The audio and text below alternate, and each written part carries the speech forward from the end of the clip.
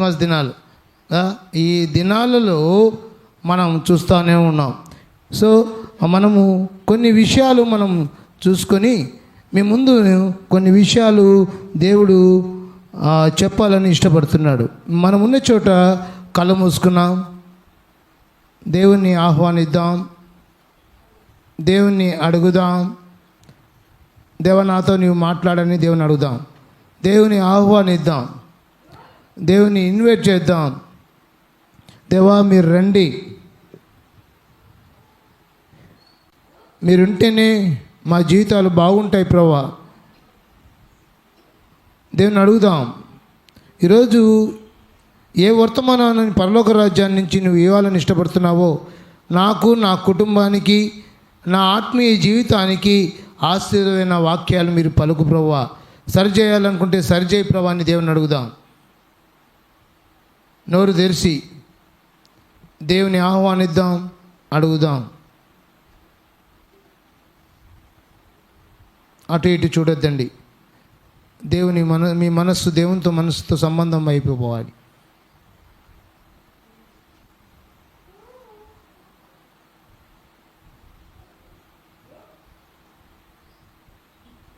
యెషయా గ్రంథం 7వ అధ్యాయం 14వ వచనం. యెషయా గ్రంథం 7వ అధ్యాయం 14వ వచనం. కాబట్టి మీకు చూపును ఆలకించుడి. కన్యక గర్భవతి అయి కుమారుని కని అతనికి ఇమ్మానుయేలు అని పేరు పెట్టెను. ఇమ్మానుయేలు అనగా అందరూ చెప్పాలి, దేవుడు మనకు తోడుగా ఉన్నాడు. సో ఇది ఒకటి చూద్దాం. ఈ ఇమ్మానుయేలు దేవుడు మనకు తోడుగా ఉన్నాడంటే మత్తయి సువార్త 1వ అధ్యాయం 21వ వచనం. మత్తయి సువార్త 1వ అధ్యాయం 21వ వచనం. ఆమె ఒక కుమారుని కనును, తన ప్రజలను వారి పాపముల నుండి ఆయనే రక్షించును గనుక ఆయనకి ఏమని పేరంట? యేసు అని పేరంట. యేసు అంటే రక్షకుడు కదా. ఇమ్మానుయేలు అంటే ఏమి అర్థము? దేవుడు మనకు తోడు ఉన్నాడు. యేసు అంటే రక్షకుడు. నెక్స్ట్ ఇంకో చూద్దాం, 22వ వచనం. అదే 22వ వచనం.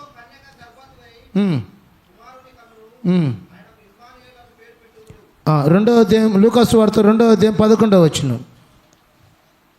లూకాసు వార్త 2వ అధ్యాయం 11వ వచనం.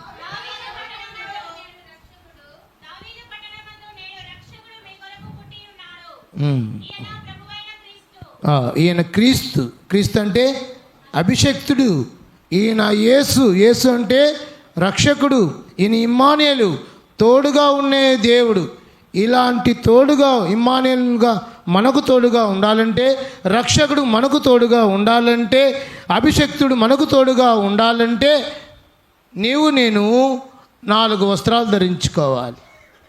4 వస్త్రాలు ధరించుకోవాలి. ఏంటి ఆ వస్త్రాలు? క్రిస్మస్ సీజన్లో మనం చూస్తూనే ఉంటాం కదా. ఏం చేస్తాం ఇళ్ళలో? నేనేం చెప్పనులేండి, మీరు చెప్తేనే కొన్ని వింటాను. క్రిస్మస్ దినాలలో ఇళ్ళలో ఏం చేస్తాం? ఇండ్లు శుభ్రత, బట్టలు, బోయ్ రైట్, ఓకేనా. పిండి వంటలు చేసుకుంటాం కదా. ఏం కావాలో అన్ని వంటలు. దుమ్ము దులుపుతాం. ఆ వస్తువు కనపచ్చింది అనుకో, ఒరే ఈ వస్తువు ఇన్ని రోజుల నుంచి ఇప్పుడు కనపచ్చింది, ఒరే ఒరే ఒరే ఒరే ఇన్నాళ్ళు యాడున్నారు ఈ వస్తువు. అప్పుడంతా ఆ దుమ్ము అంతా బయట పడతా ఉంటుంది. మనకు ముక్కు కట్టుకొని అలర్జీస్ ఉంటే అలర్జీస్ అవన్నీ తట్టుకొని దుమ్ము ఎట్లా తిరిగి దులపాల్సిందే. సో మన హృదయాలలో దుమ్ము అనేది ఉంది. ఆ దుమ్ము దులుపుకోవాలి. యాడుంది నా దుమ్ము? కొంచెం మట్టి ఏందనుకో ప్యాంటుకి, దాన్ని ఎంత శుభ్రం చేస్తామో, వాటర్ తీసుకొని, పోకపోతే మళ్ళీ డెటాల్ వేసి, మళ్ళీ సర్ఫ్ వేసి, ఎంత పోయేంతవరకు తిక్కి తిక్కి తిక్కి చాలా క్లీన్ అవుతాయి. అప్పుడు ప్యాంట్ వేసుకున్నాం, షర్ట్ వేసుకున్నాం, శారీ వేసుకున్నాం, అన్నీ వేస్తారు. శుభ్రత చాలా ఇంపార్టెంట్. 4 వస్త్రాలు ధరించాలి అని యేసుక్రీస్తు ప్రభువారు అంటాడు. ఆ ఇమ్మానుయేలు దేవుడు నీకు తోడుగా ఉండాలంటే, ఆ రక్షకుడు నీకు తోడుగా ఉండాలంటే, ఆ అభిషక్తుడు నీకు తోడుగా ఉండాలంటే 4 వస్త్రాలు ధరించుకోవాలంట. క్యూలో నిలబడాలి. ఫ్రీగా వస్తాయి ఇలాంటి వస్త్రాలు. మీరు టైంకు కదా అవి ఎప్పుడైనా ఎవరికైనా పంచగల సమర్థకుడు ఇమ్మానుయేలు దేవుడు. ఫ్రీగా వస్తాయి కదా. మనమన్న ఎరవాళ్ళు వస్త్రాలు ఇస్తే నువ్వు క్యూలో నిలబడతావేమో, కానీ గంటల కొద్దీ తడబడి నిలబడతావు, ఓపికగా నిలబడతావు. ఎరవాళ్ళ వస్త్రాలు ఇస్తా అంటే సరేలే అన్ని పనులు ఎగరగొట్టి ఆ వస్త్రాన్ని తెలియ క్యూలో నిలబెడతావు. సపోజ్ ఎమ్మెల్యే గారు పిలిపించి చీరలు ఇస్తామనే లోపల క్రీస్తు కృపా మందిరం ఉన్న వాళ్ళంతా స్త్రీలందరూ రండి, స్త్రీలు చీరలు ఇస్తామంటే క్యూలో నిలబడి ఉంటాం. వాళ్ళు 9:30కు రామని ఉంటారు, మనం 8:30కి నిలబడి ఉంటాం. సో నా ధోరణి ఏమంటే, నా ఆలోచన ఏమంటే, నా బాధ ఏమంటే, దేనికి ప్రాధాన్యత ఇస్తున్నాము అనేది ఆలోచించాలి.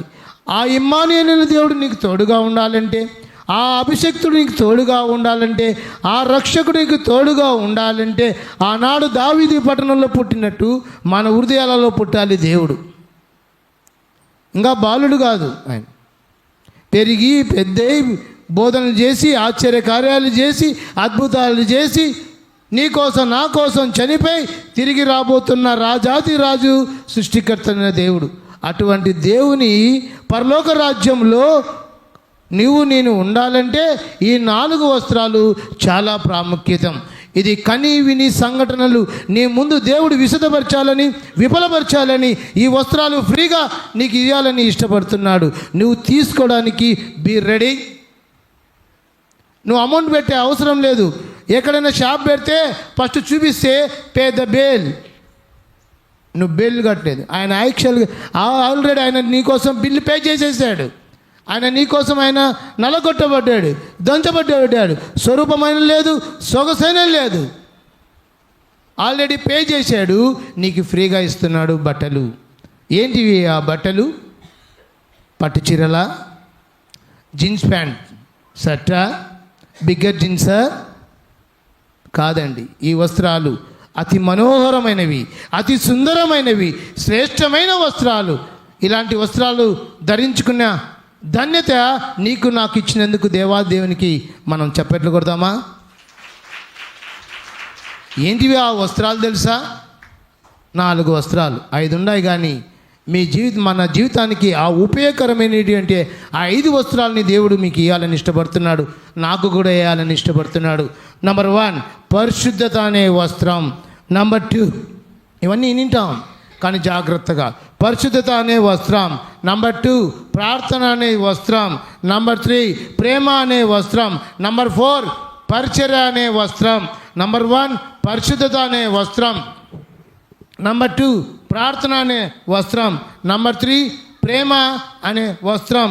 నంబర్ 4 పరిచర్య అనే వస్త్రం. నంబర్ 5 పరిపూర్ణత అనే వస్త్రాన్ని ధరించుకోవాలి. ఈ 5 వస్త్రాలు దాదాపు 1.5 hours 2 hours ఎత్తుంది. ఎట్లా? ఆ ఫుడ్ లేదు. ఏ ఫుడ్ మనం చెప్పాం. ఏ ఫుడ్ కోసం వచ్చాం చెప్పండి? నిజం చెప్పాలి. నిజం చెప్దామా? ఏ ఫుడ్ కోసం వచ్చాం? ఆత్మీయమైన ఫుడ్ కోసం. మన సంఘంలో లేదులేండి ఫిజికల్ ఫుడ్, అర్థమే ఉన్నా కూడా దానికి కదా ప్రాధాన్యత, దేని వాక్యానికి ప్రాధాన్యత ఇచ్చిపోతున్నాం. సో ఈ 5 వస్త్రాలని మీ ముందు ఒక్కోటి వివరించబోతున్నాను. నంబర్ 1 ఏ వస్త్రం? అది పరిశుద్ధత అనే వస్త్రం. నంబర్ 2 ప్రార్థన అనే వస్త్రం. నంబర్ 3 ప్రేమ అనే వస్త్రం. నంబర్ 4 పరిచర్య అనే వస్త్రం. నంబర్ 5 పరిపూర్ణుడు అనే వస్త్రాన్ని ధరించుకోవాలంట. ఇన్ని వస్త్రాలు కావాలండి. ఫ్రీగా ఇస్తా అంటే మనం తీసుకోవడానికి మనం వెనకంచ వెళ్తున్నాం. చాలా వెనక్కి జారుతున్నా. దేవుడు ప్రసాద్, నీ జీవితంలో ఎన్నో క్రిస్మస్లు వచ్చినాయి. నీ జీవితంలో దాదాపు నువ్వు పుట్టినప్పటి నుంచి నువ్వు స్టిల్ ఇంతవరకు ఎన్ని క్రిస్మస్లు చేసినావో ఇలాంటి వస్త్రాలు చూసావా? వేసుకున్నావా? ధరించుకున్నావా? అనేక మందికి ఉపయోగపడిన వస్త్రాలు ఉన్నాయా? అక్క ఈ చీర ఏడగొన్నావు, బాగుందే. అన్న ఈ డ్రెస్ ఏడగొన్నావు, ఎంత ఉపయోగమో అని పలానా అడ్రస్ చెప్తాం, కేర్ ఆఫ్ అడ్రస్ చెప్తాం. చక్కగా ఈ అడ్రస్ కొనుక్కోండి, ఆడికి వెళ్తే చక్కగా ఉంటాయి డ్రెస్సులను కూడా చెప్తాం. చెప్పడం మంచిది. మన ఆత్మీయ జీవితానికి కూడా చాలా ఉపయోగమైన వస్త్రాలని చాలాసార్లు వింటాం. ఈ పరిశుద్ధత చాలా గంభీరమైన పదం, గంభీరమైన పదం. పరిశుద్ధుడు పరిశుద్ధుడు పరిశుద్ధుడు. సో ఇలాంటి పరిశుద్ధత కలిగిన దేవుడు నిన్ను నన్ను కూడా ఆ పరిశుద్ధతలోకి తీసుకురావడానికి ఇష్టపడుతున్నాం. ఆల్రెడీ మనం బురద గుంపలో ఉన్నాం, పెంట కుప్పలో ఉన్నాం. నిన్ను నన్ను లేపినా కూడా మళ్ళా పెంట కుప్పలేకపోతున్నాం, మళ్ళా బురద కుప్పలేకపోతున్నాం, మళ్ళా జారి పడుతున్నాం, మళ్ళా పడిపోతున్నాం. విశ్వాసులే, అవిశ్వాసులు కాదు. పరిశుద్ధత దేవుని నమ్ముకొని దేవుని రాజ్య కొరకు సువార్త వింటూ దేవుని ఆజ్ఞలో ప్రార్థన చేస్తూ పరిచర్య చేస్తూ బల్ల తీసుకుంటూ పరిశుద్ధత లేకపోతే దేవుడు ఎంత దిగులు పడతాడు తెలుసా? ఎంత బాధపడతాడు తెలుసా? ఎంత ఆలోచిస్తాడు తెలుసా? నా కుమారుడు నా కుమార్తె పరిశుద్ధత అనే వస్త్రాన్ని జార విడిచింది. ఇలాంటి వస్త్రాన్ని కావాలని దేవుడు ఇష్టపడుతున్నాడు. కాబట్టి ఇలాంటి పరిశుద్ధత ఇవ్వాలని ఫ్రీగా పరలోక రాజ్యం నుంచి దేవుడు తలుపులు తెలిసి, నా కుమారుడా నీ హృదయాన్ని నాకు పరిశుద్ధమనే వస్త్రాన్ని నీకు ఇవ్వబోతున్నాను. ఒక్కసారి ఆలోచిద్దాం. ఈ పరిశుద్ధత హీబ్రూ భాషలో ఏమనే అర్థం అంటే వేరైనా. Is the separate. మన గాడ్ సపరేట్ గాడ్. నువ్వు కూడా సపరేట్.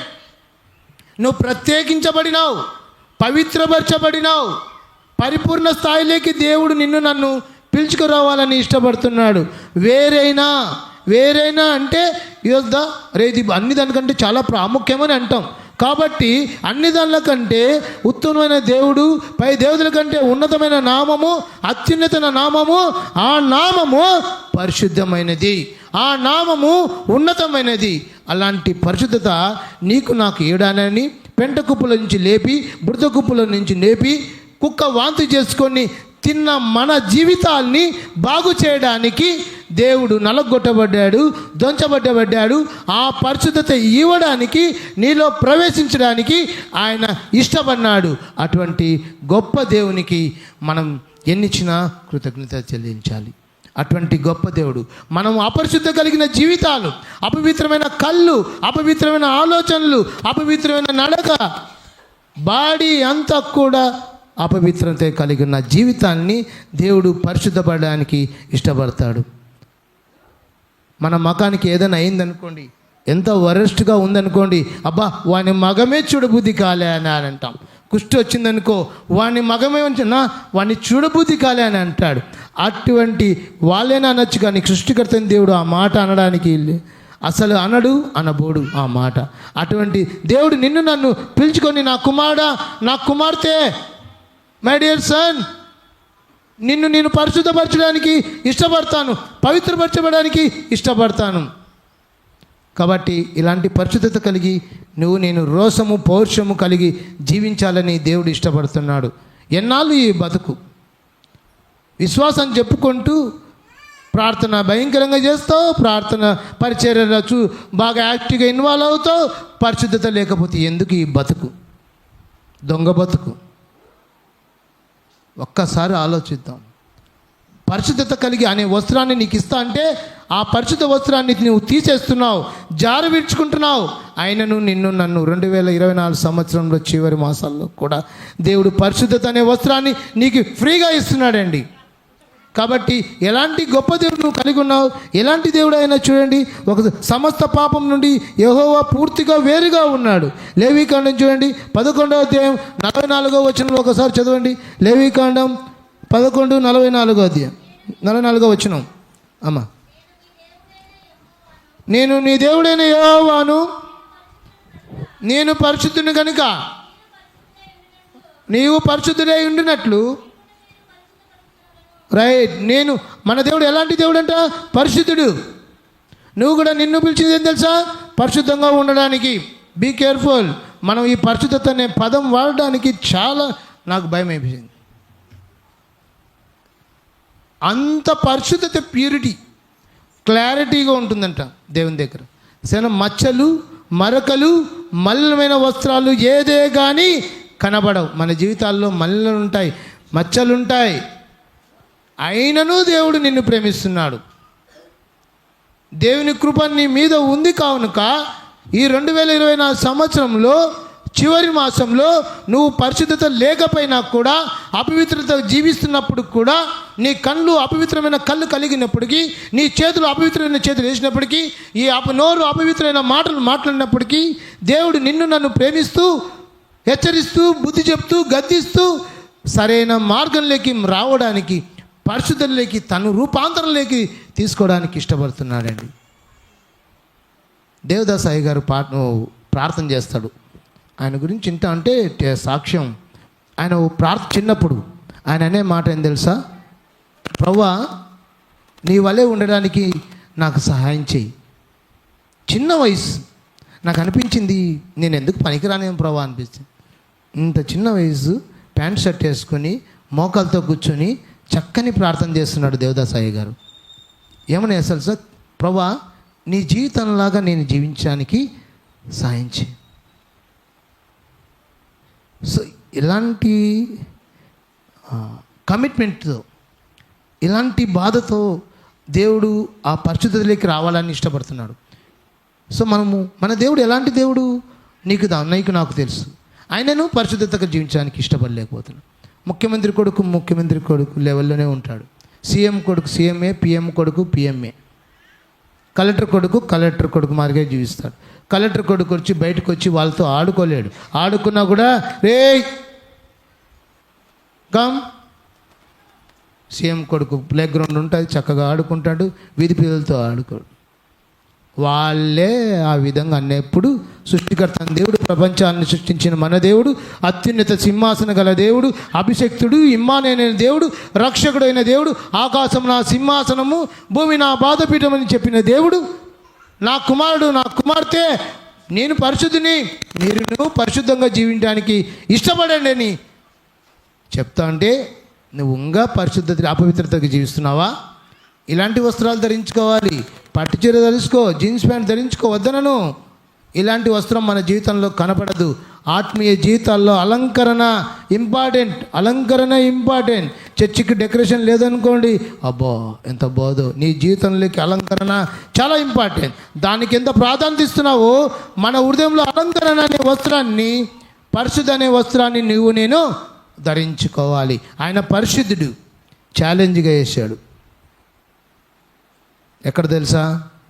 నాలో పాపమును స్థాపించగలరా అండి? ఇప్పుడు ఒక్కరు కూడా ఏలెత్తి చూపి. జరిగిన సంఘటనలు, కాకమ్మ కథలు కాదు, గోవమ్మ కథలు కాదు, ఇవన్నీ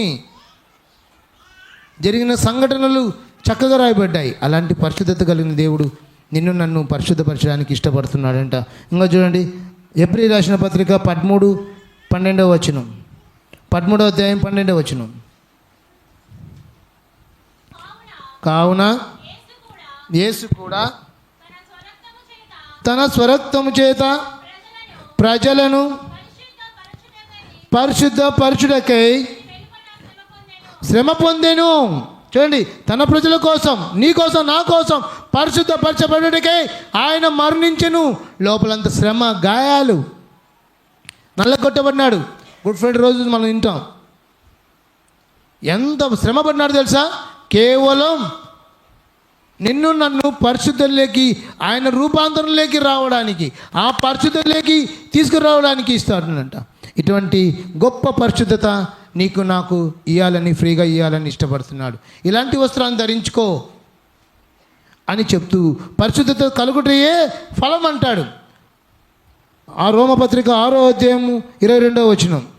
రోమపత్రిక 6వ అధ్యాయం 22వ వచనం. ఏలైనగా విమోచించబడి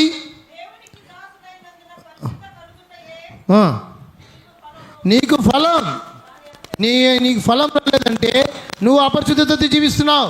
నీ జీవితాల్లో ఫ్రూట్స్ రాలేదంటే అవి సరిగ్గా లేవు, మొక్కలు సరిగ్గా నీళ్ళు పోలేదు, కాబట్టి పరిశుద్ధత కలుగుటే ఫలాలు రావాలి. రోషము పోర్చం కలిగి పరిశుద్ధతలోకి మనం కొనసాగుదాం. అటువంటి గొప్ప పరిశుద్ధతలోకి దేవుడు నిన్ను నన్ను చేపట్టుకొని, నీ చేత నా చేత కాదు, పరిశుద్ధత ఉండడానికి దేవుని యొక్క గైడెన్స్ కావాలి, దేవుని యొక్క ఆలోచనతో నడవాలి, దేవుని యొక్క మాటలతో నీకు నాకు కావాలని దేవుడు ఇష్టపడుతున్నాడు. సో అలాంటి వ్యక్తి పరిశుద్ధులకి మనం పిలవాలని ఇష్టపడుతున్నాం. సో అలాంటి పరిశుద్ధులకి నిన్ను నన్ను పిలిచిన దేవుడు. పరిశుద్ధత అనేది దేవుని స్వభావం. సో ఆయన ఆ స్వభావాన్ని నీకు ఇవ్వాలని ఇష్టపడుతున్నాడు. నేను ఎలాగున్నానో నువ్వు అలాగే ఉండాలి. ఇలాంటి కోరుకునే దేవుడు యేసు మాత్రమే. నేను ఎలా జీవించానో నువ్వు ఆ స్టైల్ పడాలి. ఈ స్టైల్స్ కాదు, ఈ లోక స్టైల్స్ వద్దు మనకి. దేవుడు ఎలాగో ఉన్నాడో ఆ స్టైల్లోకి రావాలి. కాబట్టి పరిశుద్ధత అనేది దేవుని స్వభావం. మన పిలిచిన వారు చూడండి, 1 పేతురు 1వ అధ్యాయం 16వ వచనం. 1 పేతురు 1వ అధ్యాయం 16వ వచనం. 16వ వచనం 1 పేతురు 1.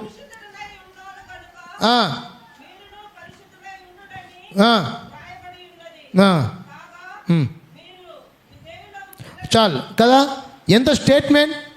చరిత్రలో కని విని సంఘటనలు స్టేట్మెంట్. నేను పరిశుద్ధునే, మీరు అలా బతకండి. ఇలాంటి స్టేట్మెంట్ ఇచ్చినది ఒక యేసుక్రీస్తు ప్రభువారే. కాబట్టి ఆయనలో ఏ మచ్చలు లేవు, ఏ మలినమైన వస్త్రాలు లేవు.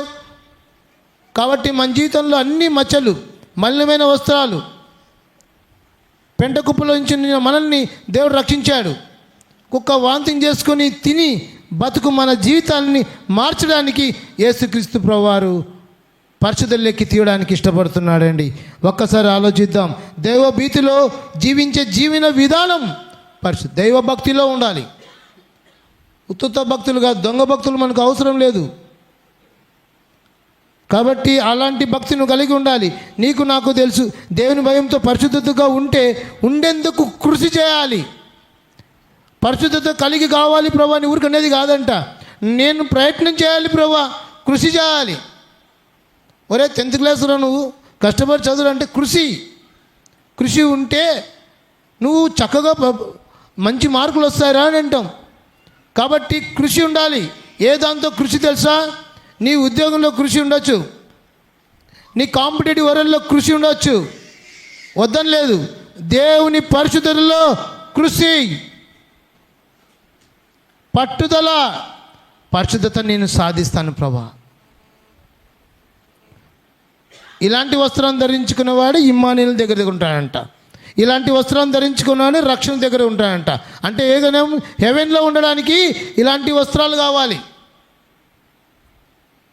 మన వస్త్రాలు వేసుకొని స్టేటస్లో పెడతాం, వద్దని లేదు. చూసి సూపర్, యేసుక్రీస్తు ప్రభువారి పరిశుద్ధత అనే వస్త్రాన్ని చూసినప్పుడు నా కుమారుడా ఇలాంటి పరిశుద్ధత కలిగి ఉన్నావే, శబాష్ యేషేబు స్టేట్మెంట్. కాబట్టి ఎలాంటి పరిశుద్ధతను కలిగి ఉన్నావు? ఈ మాట నేను ధ్యానిస్తున్నప్పుడు I am not eligible in heaven, నేను పరలోక రాజ్యానికి ఎలిజిబుల్ కాదు ప్రభువా. భయం వేసింది.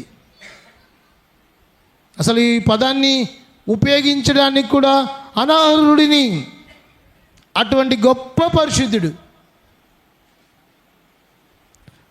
కాబట్టి యెహోవా దృష్టిలో పరిశుద్ధులుగా జీవించుటకు ఉండడమే శ్రేష్టమైన జీవితం. ఏది శ్రేష్టమైన జీవితం తెలుసా? పరిశుద్ధత కలిగి ఉండడే. ఈ పరిశుద్ధత రావాలంటే కృషి రావాలి. యేషేబు ఎంత స్టేట్మెంట్ ఇచ్చాడు నీకు నాకు తెలుసు. పారిపోయినాడు, పరిగెత్తాడు. రెండే విషయాలు ఆయన జీవితంలో. సో రాజు చెప్పాడు, ఆమె భార్య చెప్పింది, ఆయన వెళ్ళు అని. భార్య వచ్చింది, ఆమె ఎంత ప్రెజర్ పెట్టింది తెలుసా? ఆ దినాల్లో చర్చెస్ లేవు, ఆ దినాల్లో ఇట్లా గైడ్ చేసేవాళ్ళు లేరు, ఆ దినాల్లో దేని వాక్యం లేదు, దేవుడు డైరెక్ట్ మాట్లాడేవాడు. ఇప్పుడు డైరెక్ట్ మాట్లాడితే అందరూ పట్ పడతారు, వికెట్ బౌల్డ్ అయిపోతాయి అందరి. అంత పరిశుద్ధత కాపాడడానికి ఇష్టపడినాడండి. పారిపోవాలి, పరిగెత్తాలి. ఏ విషయంలో? పాపము మన జీవితంలో ఉండకూడదు, మన చూపులలో ఉండకూడదు, మన ఆలోచనలో ఉండకూడదు. అందుకే గాంధీజీ అంటాడు, it is man is not అంటే it is sin against God and man. దేవునికి మనిషికి మధ్య పాపం అనేది అడ్డుగోడలా ఉందంట. కాబట్టి ఈ అడ్డుగోడది, ఈ అపవిత్రతను నిన్ను తీసేసి పవిత్రమైన నీతో జతపడడానికి ఇష్టపడుతున్నాడు. మై డియర్ సన్, నా కుమారుడు, నా కుమార్తె, నేను పరిశుద్ధమైన చేతులతో నీ తాడిపత్రుల్లో ఉంటున్న మనము, ఎక్కడో పరలోక రాజ్యంలో ఉంటున్న దేవుడు పరలోక రాజ్యాన్ని తొంగి చూస్తూ క్రీస్తు కృపామందిరంలో ఆటి నుండి చేయి, నా కుమారుడు, నా కుమార్తె, క్రీస్తు కృపామందిరమైన సంఘమంతయు పరిశుద్ధులుగా కావడానికి నా చేయిస్తున్నాను. నువ్వేం చేయాలి తెలుసా? చేతులు కట్టుకొని కూర్చునేది కాదు. దేవా నా చేత కాదు, నా వల్ల కాదు. ఈ లోకంలో జీవిస్తున్న నన్నాళ్ళు మనం పరిశుద్ధంగా జీవించలేం. అందుకే ప్రతిరోజు కన్ఫెక్షన్, ఒప్పుదల అంటా కానీ పాపం చేసి మళ్ళీ ఒప్పుకొని, పాపం చేసి మళ్ళీ ఒప్పుకొని, సినిమాలు చూసి, సీరియల్ చూసి, బీడీలు తాగి, అమ్మాయితో ఎంజాయ్ చేసి, ఇది వెళ్ళి నైట్ మళ్ళీ ఒప్పుకొని మళ్ళీ కప్పుకొని, ఏంటి దొంగ బతుకు? ఎందుకండి? దేవుడు క్షమిస్తాడు. ఎంత క్షమిస్తాడో అంత కోపగల దేవుడు మన దేవుడు. అస్సలు వేషనైనా క్షమిస్తాడు, కానీ వేషధారిని. మన బతుకులు ఎలా ఉన్నాయి, మన జీవితాలు ఎలా ఉన్నాయి, అలాంటి పరిస్థితులకి రావాలని దేవుడు నేను నా జీవితంలో కోరుకుంటున్నాడు. ఇలాంటి గొప్ప దేవుని నేను పరిస్థితులు లేని చోట ప్రభువు ఉండడు. కాబట్టి ఇలాంటి పరిశుద్ధతకు చోటు ఇద్దాం, ఇలాంటి పరిశుద్ధతకు కృషి ఇద్దాం. ఇలాంటి పరిశుద్ధతకు శ్రేష్టమైన ఫుడ్ ఇది. ఇలాంటి శ్రేష్టమైన అనుభవంలోకి పరిశుద్ధత అనే వస్త్రాన్ని నాకు ప్రభువా, ఇలాంటి వస్త్రాన్ని నేను కలిగి జీవిస్తాను ప్రభువా. నీ జీవితంలో ఫలాలు రాలేదంటే అపరిశుద్ధత కలిగి ఉన్నావు. జాబ్ రాలేదంటే నువ్వు కృషి చేయలేదు. ఫలాలు రాలేదంటే పరిశుద్ధత లేదు. ఒక స్టూడెంట్ నాకు ఫోన్ చేసి, అన్న నేను ఎందుకన్నా, అమ్మ ఎవరో పిల్లలు నవ్వుతాను చూడండి, అన్న నేను ఎందుకన్నా ఇన్ని సంవత్సరాలు బతికి దేవుడు నాకు ఏం చేయలేదు కన్నా, ఎంకామ్ బీఈడి ఏం చేయలేదు కన్నా, దేవుడు అనుకూల సమయంలో ఇస్తారు తమ్ముడు. అన్న నువ్వు అన్నిట్లో చెప్తాడు, మా జీవితాల్లో ఇలాగే ఉంటాయి. ఫలాలు రాలేదంటే కారణం ఇది. అనుగ్రహిస్తారు తమ్ముడు, దేవుడు అనుకూల సమయంలోనే ఇది అనుగ్రహిస్తాడు. కాబట్టి పరిశుద్ధతకు చోటు ఇవ్వండి, పరిశుద్ధతకు కృషి చేయండి, పరిశుద్ధతకు శ్రేష్టమైనది ఫుడ్ ఇవ్వండి. నీ చేత కాదు. గుడ్డోడు దారి చూసే గుంతలో పడతారు. కాబట్టి నువ్వు అపరిశుద్ధత కలిగిన వ్యక్తిని, పవిత్రమైన వ్యక్తిని నీ దగ్గరికి వస్తే నీకు నడక నేర్పిస్తాడు, నీకు స్టైల్ నేర్పిస్తాడు, నీ యొక్క రూపాంతరంలోకి ఆయన కూడా ఎంటర్ అవుతాడు. నరాలకు చొచ్చుకొని పోతాడు. బండి తిప్పుతాం, ట్రాక్ తిప్పుతాం, నువ్వు అన్నీ తిప్పొచ్చు, కానీ క్రీస్తు ఉంటే ఆ బండి సరైన రూట్లోకి వెళ్తుంది. ఒక్కసారి ఆలోచిద్దాం. క్రీస్తు యొక్క రూపాంతరంలోకి పోవాలని, క్రీస్తు యొక్క పరిశుద్ధిలోకి పోవాలని దేవుడు ఇష్టపడుతున్నాడండి. అమ్మ, మన సంఘమంతా కూడా పరిశుద్ధనే వస్త్రాన్ని ధరించుకోవాలని ఇష్టపడుతున్నాడంట. ఇది ఒక్కడుంటే సరిపోదు. పరలోక రాజ్యానికి ఎలిజిబిలిటీ ప్రసాద్ ఇంకొక వస్త్రాన్ని దేవుడు పరిచయం చేయబోతున్నాడు. ఏ వస్త్రం తెలుసు? అది ప్రార్థననే వస్త్రం. అన్న మేము ప్రార్థనలో దిట్ట, మాకు మించిన వాళ్ళు లేరు. మేము ప్రార్థన చేస్తే దయాలు వెళ్ళిపోతాయి, మేము ప్రార్థన చేస్తే రోగాలు స్వస్థపరుస్తాయి. జీవితంలో పరిస్థితులు లేకపోతే ఏం చేస్తాం? ఇది ఒకదానికొకటి లింక్, ఒకదానికొకటి లింకింగ్. ప్రార్థన అనే వస్త్రాన్ని నువ్వు ధరించుకోవాలి. ఎప్పుడు చేయాలి ఈ ప్రార్థన? ఎలా చేయాలి ఈ ప్రార్థన? మనం అన్నీ నేను మీకు అన్నీ తెలుసు. విసుగుగా ప్రార్థన చేయాలి, మెలకుగా ప్రార్థన చేయాలి, కన్నీటితో ప్రార్థన చేయాలి. ఇదంతా మీరు ఇన్నిసార్లు అయిపోయి మన జీవితాలు ప్రార్థన అనేది కరువు అయిపోయింది. నీకు స్తోత్రం, నాకు ఆత్రం అనే ప్రార్థనలు వచ్చాయి. అన్నం తినేటప్పుడు కూడా ప్రార్థన చేసుకోం కనీసం. అలాంటి బ్రతుకుల దినాల్లో, నవే డేస్లో ఉన్న టెక్నాలజీ దిన సమాజంలో ఉన్న మనం ప్రార్థన అనేది తక్కువ అయిపోయింది. సెల్ ఫోన్ ఎక్కువేం చూస్తాం కానీ ప్రార్థన అనేది తక్కువైపోయింది. ప్రార్థన అనే లోపల సైతాన్ ఎంటర్ అవుతాడు. కాబట్టి ప్రార్థన అనే జీవితాన్ని నేను కలిగి ఉండాలి. వ్యక్తిగత జీవితంలో నేను ప్రార్థన లేకపోతే, కుటుంబ ప్రార్థన లేకపోతే మన జీవితాలు ఇలాగే ఉంటాయి. అలాంటి పరిస్థితి కలిగి ఫలాలు కూడా రావు. ఎలాంటి ప్రార్థన కలిగి ఉండాలని ఇష్టపడుతున్నానంటే, మన అందరికీ సుపరిచితమైన ప్రార్థన ఇది. తర్వాత ఏమంటారంటే ప్రార్థన శ్వాస తీసుకోవడం. ప్రార్థించడం అంటే ఊపిరి ఆగిపోతే నువ్వు అడ్రస్ లేకుండా పోతావు. శ్వాస కాబట్టి ఊపిరి పీల్చుకోవాలి, శ్వాస రావాలి. బ్రీతింగ్ ప్రాబ్లం అన్నా వెంపనే డాక్టర్ అడ్మిట్ కాండి, ఆక్సిజన్ పెడతాడు, చక్కగా బ్రీతింగ్ అవుతుంది, ఒక రకంగా పర్వాలి. అంటే ప్రాణము కాపాడుకోవాలని ఎంత తపన పడుతున్నామో, నేను కాపాడుకోవద్దని నేను అనలేదు, కాపాడుకో. అలాంటి ప్రార్థనని శ్వాస చక్కగా ఆడాలి. ఎక్కడ బ్రేక్ అవుతుంది, ఎక్కడ బ్రీతింగ్ ప్రాబ్లం అవుతుంది అనేది నువ్వు తెలుసుకోవాలి.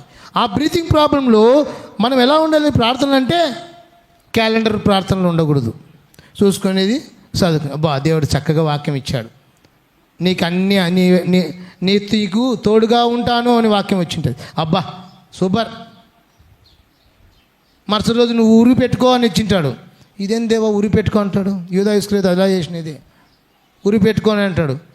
క్యాలెండర్ వాక్యం చూడొద్దండి. తర్వాత బైబిల్ ఇల్లా ముట్టిలోరు ఇట్లా తీస్తాం లాటరీ ప్రకారంగా. పద్ధతి కాదు అది. ఏదో చదవాలి, ఏదో 91 కీర్తన, ఎప్పుడు 91 కీర్తనేనా, ఎప్పుడు 23 కీర్తనేనా, ఎప్పుడు మారేది మనము? ఇలాగే ఉంటామా? నీ కొడుకు నీ కూతురు చిన్నప్పుడు పుట్టినప్పుడు అలాగే ఉంటే అలాగే బాధపడరా మీరు? సృష్టికర్తని దేవుడు బాధపడతాడండి. ఆయన చూస్తున్నాడు.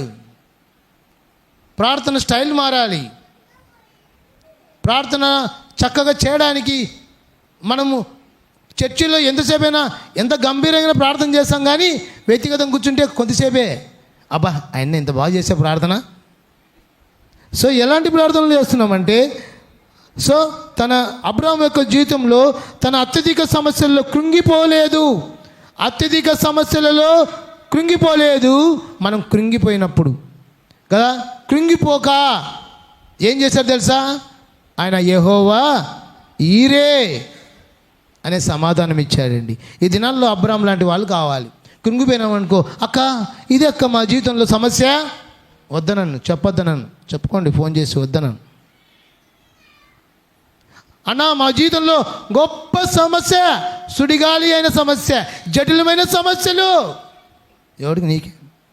క్రైస్తవుడు అన్నాక తర్వాత శ్రమలు వస్తాయి, తప్పించే మార్గం కూడా ఆయనే. మనకు టెన్షన్, ఏమవుతుందో, జరగదో. నీ స్టైల్ మారలేదు, నీ పరిశుద్ధత లేదు, ప్రార్థన సరిగా లేదు, అందుకే సమస్యలు సుడిగుండంలాగా వచ్చేస్తున్నాయి. కాబట్టి అబ్రాహాం ఏమంటారు తెలుసా? తన అత్యధిక సమస్యల్లో కృంగిపోక యెహోవా ఈరే అన్నాడు. నువ్వేమంటావు? ఒక్కసారి ఆలోచిద్దాం. ఇలాంటి స్టేట్మెంట్ ఇవ్వగలమా? యెహోవా ఈరే అంటే ఏం తెలుసా? ఏమర్థం తెలుసా? ఆయనే చూసుకుంటాడు. కాదండి, ఈ లోకపు తండ్రి నా కుమారుడికి ఏం కావాలి, నా కుమార్తెకి ఏం కావాలో ఆలోచిస్తాడు. ఆయనే ఆలోచించినప్పుడు, ప్రపంచాన్ని సృష్టించిన మన దేవుడు నీకేం కావాలి, ఈ ఫ్యామిలీకి ఏం కావాలి, ఈ కుటుంబానికి ఏం కావాలి, నీకేం కావాలి ఆయనకు తెలుసు. ఎప్పుడు ఇవ్వాలో అప్పుడే ఇస్తాడు. నువ్వు అనుకున్నట్టు నాకు ఇప్పుడే ఉద్యోగం కావాలా, నాకు ఈ ప్రవ్వా, గోజాడు, కృషి చేయి, ప్రార్థనలో పట్టుదల చేయి, ఛాలెంజ్గా తీసుకో, అప్పుడు ఇస్తాడు దేవుడు. ఏమీ లేదు, అన్నీ కావాలి. ప్రార్థన సరిగా లేదు, పరిశుద్ధత సరిగా లేదు. కాబట్టి యెహోవా ఈరే అనే స్థాయిలోకి వెళ్ళిపోవాలి, కృంగిపోవద్దు. సాతాను వచ్చి మింగుతాడు. జాగ్రత్త సుమా. నువ్వు కృంగిపోయినావు అంటే సాతాను ఖచ్చితంగా ఎంటర్ అవుతాడు. ప్రార్థన చేసేటప్పుడు కూర్చోంటాం, ఫోన్ మింగేస్తుంటాం, వాట్సాప్ చూస్తూ ఉంటాం, మళ్ళా వేసేది, మళ్ళా స్తోత్రం ప్రార్థనలు. ఏమి కొద్దిసేపు సైలెంట్లో పెట్టేసి ఒక్కసారి ఆలోచిద్దాం. ఎలాంటి ప్రార్థన? జీవితం సాఫీగా సాగిపోవడం కోసం చేయొద్దండి ప్రార్థన. నా జీవితం బాగుండాలి, మా ఇంట్లో బాగుండాలి, అలాంటి ప్రార్థన చేయొద్దండి. జీవితం సాఫీగా సాగిపోవడం కోసము ప్రార్థన చేయొద్దు. అనేక మందికి ఆశ్చర్యకరంగా ఉండాలంటే నీ జీవితంలో ప్రార్థన కృంగిపోయిన బలహీనమైన స్థితిలో కూడా నువ్వు దేవుణ్ణి వదిలిపెట్టుకోవద్దు. ప్రార్థన కాళ్ళు పట్టుకోవాలి, ప్రాధేయపడాలి, బ్రతిమలాడాలి, మొర్ర పెట్టాలి. ప్రార్థన అనే పదము దాదాపు 693 సార్లు బైబిల్ గ్రంథంలో మనం చూడవచ్చు. ఎలా ఉండాలి మన ప్రార్థనలు అంటే అసలుకి ఎట్లుంటాయి తెలుసా? తుంపర్లు కొట్టినట్లుంటాయి, తుస్సని గాలి పోయినట్లుంటాయి మన ప్రార్థనలు. ఎలా ఉండాలి మన ప్రార్థన అంటే ఏలియా భక్తుడు ఛాలెంజ్గా ప్రార్థన చేస్తాడు. ఆయన ప్రార్థన చేస్తే ఏం చేస్తాడు? ఆయన ప్రార్థన చేస్తే వర్షము పడుతుంది. తర్వాత ఆయన ప్రార్థన చేస్తే ఏలియా ఎలాంటి స్వభావం తెలుసా? నీ మారిగా నా మారిగే, ఆయనకేం పెద్ద నా తలకాలు లేవు. దేవుడు ఏమైనా అద్భుతం ఇచ్చాడా? దేవునిలో ఉన్న పరిశుద్ధతను కాపాడుకున్నాడు, ఛాలెంజ్గా ప్రార్థన చేశాడు. ఆ పక్క వాళ్ళకి ఈ పక్క వాళ్ళకి ఏలియా రైట్, నువ్వు దేవుని నువ్వు ప్రార్థన చేయి, చదవండి గ్రంథాలు. నేను మా దేవునికి మీ దేవుని బలి మేము ప్రార్థన చేద్దాం. మోకాళ్ళ కూర్చొని ప్రార్థన చేస్తాం. అక్కడంతా చూస్తున్నారు ఏం జరుగుతుందో సంఘటన. వాళ్ళు చేస్తే ఏం జరగలే, ఈయన ప్రార్థన చేస్తుంటే అగ్ని దిగి వస్తుందంట, వర్షం కూడా ఆగిపోతుంది. మనం రోగాల కోసం ప్రార్థన చేస్తే నేను చేయలేనన్నా, నా వల్ల కాదు, వెనక్కిపోతానంటాం, ముందుకు పో. కాబట్టి ఎలాంటివి నువ్వు సాపిక కోసం ప్రార్థన చేయొద్దండి. అబ్రహాము సాపిక కోసం ప్రార్థన చేయలేదు. కృంగిపోయిన బలహీనమైన ప్రభా నీ కోసమే నేను బతుకుతా, ప్రార్థన అనేది నేను వదులుకోను, నా జీవితంలో అది ప్రార్థనే. ఇంత ఆత్మీయంగా ఎదగడానికి కారణము ప్రార్థనే అని అబ్రహాం ఇచ్చినట్లు నేను నా జీవితాల్లో స్టేట్మెంట్ ఇవ్వాలి. నువ్వు ఎంతసేపు చేస్తున్నావు ప్రార్థన? మోకాల్లో కూర్చోకి అనుభవంలోకి వెళ్ళిపోతున్నావు ప్రార్థన. మంచంలో కూర్చొని సిట్టింగు స్టాండింగు, ఇవే మన ప్రార్థనలు. ప్రభా నేను వెళ్తున్నా, పరిస్థితిని బట్టి దేవుడు కూడా చూస్తూ ఉంటాడు, లేదండి మోకరించి ప్రార్థించడానికి అరిగిపోవాలి. మన ప్రార్థన ఎలా ఉంది? ఎలాంటి వస్త్రాన్ని నువ్వు ధరించుకున్నావు? ప్రార్థన అనే వస్త్రాన్ని ధరించుకున్నావా? దేశానికి దేవునికి మధ్య నిలబడేదే ప్రార్థన.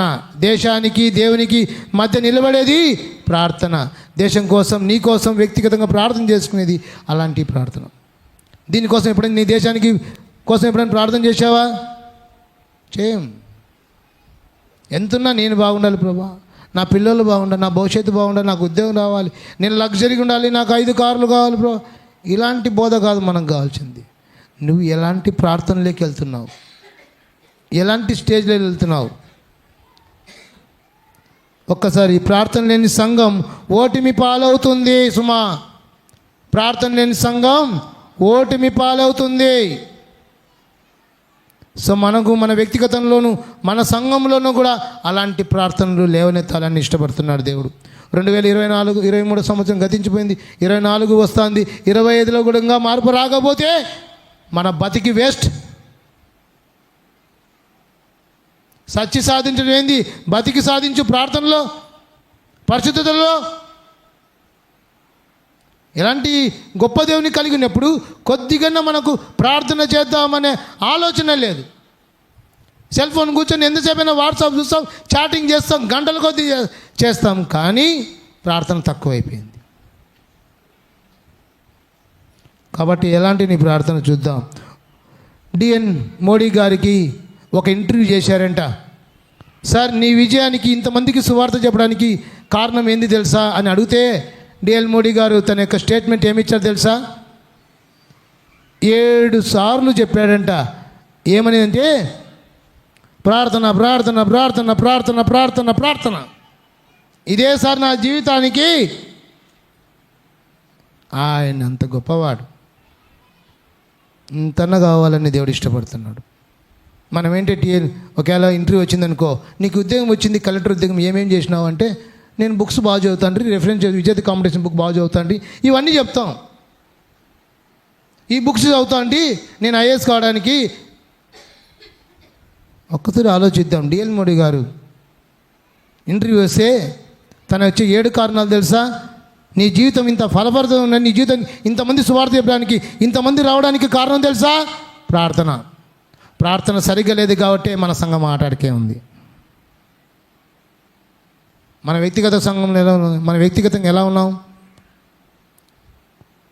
మైక్ ఇస్తే చాలు ప్రార్థన చేస్తూనే ఉంటాం, బండి పోతూనే ఉంటుంది. అది ఇంట్లో అయితే అయిపోయా, కొద్దిసేపే. కాబట్టి ఎలాంటి ప్రార్థన? డిఎల్ మోడీ స్టేట్మెంట్ ఇచ్చినట్లు మనం ఈ ప్రార్థన మనం ఏం చేస్తుంది తెలుసా? ఇర్మియా గ్రంథం 29వ అధ్యాయం 12వ వచనం. ఈ ప్రార్థన చూడండి. ఇర్మియా గ్రంథం 29వ అధ్యాయం 12వ వచనం. 29వ అధ్యాయం 12వ వచనం. మీరు నాకు మొర్ర పెట్టుదురని, మీరు నాకు ప్రార్థన చేదురు వత్తురని, మీరు మొర్ర పెడతారు, నేను వింటాను. మీరు ఎందుకు ప్రార్థన చేయలేదు? ఎందుకు మొర్ర పెట్టలేదు? ఎందుకు నా కాళ్ళు పట్టుకోలేదు? ఎందుకు నా దగ్గర ప్రాధాయపడలేదు? ఎందుకు నా దగ్గర బతిమలాడలేదు? ఈ వస్త్రాని కోసం ఎందుకు ప్రాధాయపడలేదు? పలానా వస్త్రము ఆడ దొరుకుతుందంటే ఎంత దూరమైన ఆ వస్త్రం తెచ్చుకొని మనం వేసుకుంటాం. ఈ వస్త్రాని కోసం నీ దగ్గరికి వస్తే, నీ దగ్గర అడుగుతా అంటే, నీ దగ్గరికి ఫ్రీగా వస్తా అంటే ఈ వస్త్రాన్ని తీసుకోలేకపోతున్నావా? ఆయన దగ్గరగా ఉన్నాడంట. నువ్వు మొర్ర పెడితే కదా, నువ్వు ప్రాధాయపడితే కదా, బతిమలాడితే కదా. ఇలాంటి వస్త్రం కోసం నువ్వు నేను పరిగెత్తాలి. ఇలాంటి వస్త్రం కోసం ఎక్కడిస్తాడంటే ఫ్రీగా ఇస్తున్నాడంట ఆయన. ప్రతిరోజు అనేది ఇస్తున్నాడంట. ఇంకా చూడండి, యాకోబు 4వ అధ్యాయం 8వ వచనం. యాకోబు 4వ అధ్యాయం 8వ వచనం. దేవుని యొద్దకు రండి, దేవుని యొద్దకు రండి. ఎవరు వస్తారంటే ఇప్పుడు యేసు ప్రభు వస్తాడంట మన దగ్గరికి. మనం ఎవరి దగ్గర పోవాలి? ఆయన దగ్గర పోవాలి. నువ్వు ఎవరి దగ్గర పోతున్నావు? ఎవరి దగ్గర ప్రాధాయపడుతున్నావు? ఎవరి దగ్గర బ్రతిమలాడుతున్నావు? ఎవరి దగ్గర గోజాడుతున్నావు? దేవుని యొద్దకు రండి, అప్పుడు ఆయన మీ యొద్దకు వచ్చును. రైట్, చాలు. దేవుని యొద్దకు రావాలి. చేతులు శుభ్రం చేసుకు పరిశుద్ధత అనే వస్త్రం చెప్పాను. కాబట్టి దేవుని దగ్గర రండి. మనం రావడం లేదు, దేవునికి మొర పెట్టడం లేదు. ప్రార్థన అనే వస్త్రాన్ని నువ్వు ఫ్రీగా ఇస్తా అంటే తీసుకోవడం లేదు. కాబట్టి ఇంకా చూడండి, కీర్తనలు 145 18వ వచనం. కీర్తనలు 145 18వ వచనం.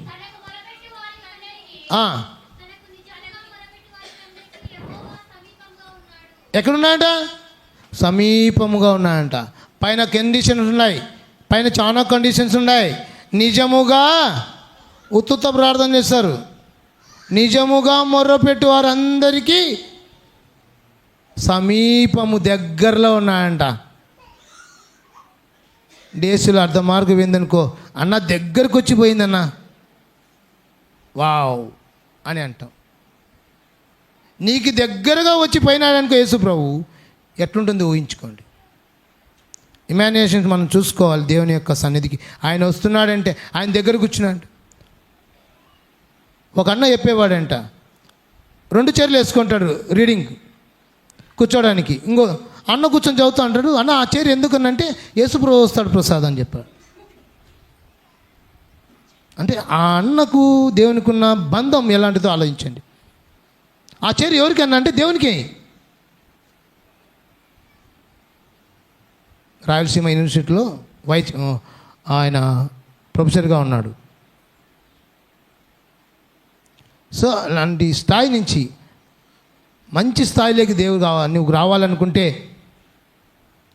కేఎస్ఆర్ఎం ఇంజనీరింగ్ కాలేజ్లో పనిచేసే వ్యక్తి రాయలసీమ యూనివర్సిటీకి ఛాన్సలర్ అయినారు. కాబట్టి మన బతుకులు ప్రార్థన సరిగా లేదు.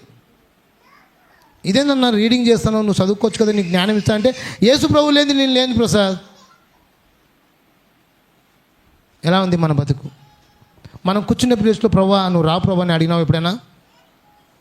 ఎగ్జామ్స్ ఎంత ఉన్నావు ప్రభా? బాగా రాయాలని. దేవా ఎగ్జామ్ వాళ్ళు పోతానే క్వశ్చన్ పేపర్ చూస్తే ఆన్సర్లు రాయాలి ప్రభా, ఇలాంటి ప్రార్థన చేయాలంట. లేదా క్వశ్చన్ పేపర్ చూసి ఇప్పుడు ఇలాంటి ప్రార్థన చేయకూడదు. నేను ఎగ్జామ్ హాల్ వెళ్తాను, క్వశ్చన్ పేపర్ చూస్తానే ఆన్సర్స్ రావాలి, నా చేయబోవాలి. నేను ఆ బిట్టు చూస్తేనే కరెక్ట్ ఆన్సర్ రావాలి. అలాంటి ప్రార్థనలు ఉన్నప్పుడు, యెహోవా ఈరే అనే ప్రార్థనలు ఉన్నప్పుడు మన జీవితాలు రగులుతాయి. మన జీవితాల్లో ముఖ్యంగా వ్యక్తిగత ప్రార్థనలు, కుటుంబ ప్రార్థనలు, సంఘ ప్రార్థనలు అగ్ని రగిలించే విధంగా ఉండాలి.